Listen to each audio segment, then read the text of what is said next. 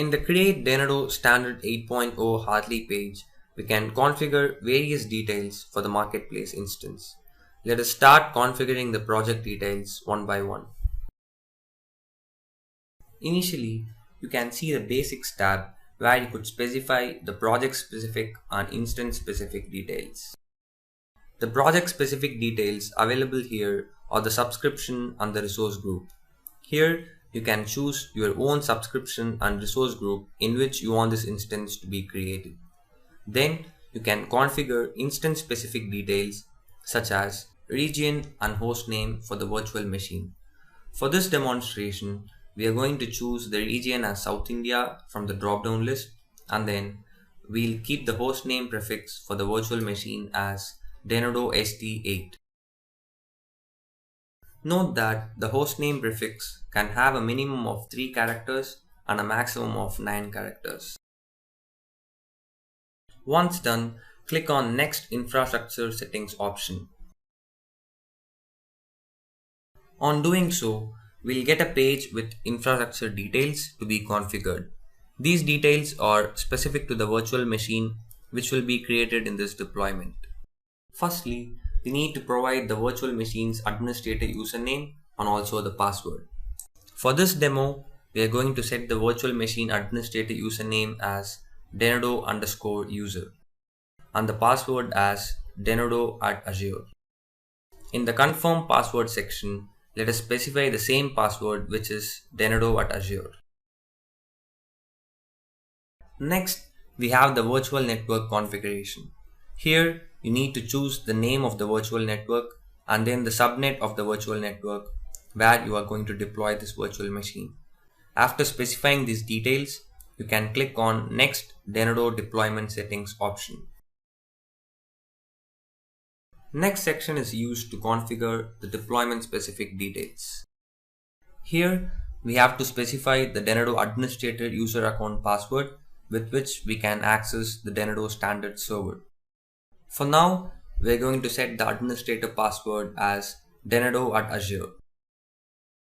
You can set your own password which satisfies the conditions shown in the Azure page for passwords. Please keep in mind that you need to use this password while accessing the Denodo Marketplace instance which will be deployed in the Azure cloud. As we have discussed in the benefits of the Denodo Standard section, Denodo provides the Denodo Solution Manager, the Denodo Production Server, and also one development server while deployment. In this section, we have to choose the hardware requirements pertaining to these different Denodo components. The first setting is the virtual machine size for the Denodo Solution Manager. As per Denodo's recommendation, you can choose at least 4 vCores and at least 16 GB RAM for your servers. You can choose the size and series for the Solution Manager based on your requirement by clicking on the Change Size option.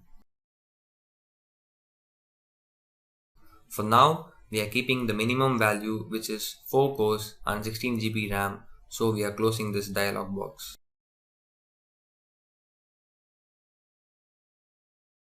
Then you can define the public IP address value. For this demo, we are going to choose the proposed value. You can then set the DNS prefix for your server. You can either leave the proposed value or specify another value. We are going to keep the default value for this demonstration. Next, we have to do the hardware configuration for Denodo Virtual Data Port Server virtual machine in the production workload. You can choose the virtual machine size as per your requirement. For this demo, we are going to choose 4 vCores and 16 GB RAM for the production server. Similarly, you can set the public IP address value and DNS prefix of your choice. For now, we are choosing the default values. The last section is to choose whether you want to install a Denodo Virtual Data Port Server virtual machine for development workload. You can either set the Install Denodo Development Server option as yes or no to install the development environment. If we click on yes, then we have to define the hardware details for this virtual machine. For now, we are choosing the default value which is no for the development virtual data port server. Once all these configurations are done, you can click on Next Review on Create option. When you do that, the Azure cloud will run the final validation and the summary page provides you the final overview for reviewing the configuration settings before creating the virtual machine. If all the configurations are good to go, then you can click on the Create option at the bottom. On clicking the Create button, you will be able to see that the deployment is being initialized by the Azure cloud.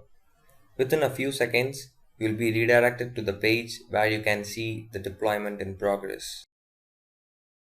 Please note that this deployment will take about 20 minutes to complete the deployment of all involved resources in the stack.